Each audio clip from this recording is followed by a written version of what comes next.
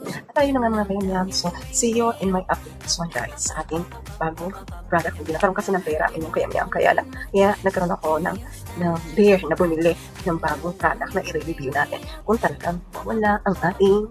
Ayan, kasi guys, dito sa Singapore, nagkaroon ako ng pimples, ng media seeds, na natin kung siya ay mawawala. At nagkaroon din ako dito guys ng allergy kasi nga guys, nung nakaraan is magawa sila ng bahay, nagpa-renovate. So, kaya nagkaroon tayo ng allergy, kaya nagkaroon tayo ng mga piglat-piglat, nagkaroon tayo ng sugat. So, tingnan natin kung tatanggal siya ni Blue Bay. So, ito, sabi makikita na agad ang result nito after natin uminom at kinabukasan natin makikita na natin yung result niya. So, kaya naman na kayo, ma'am.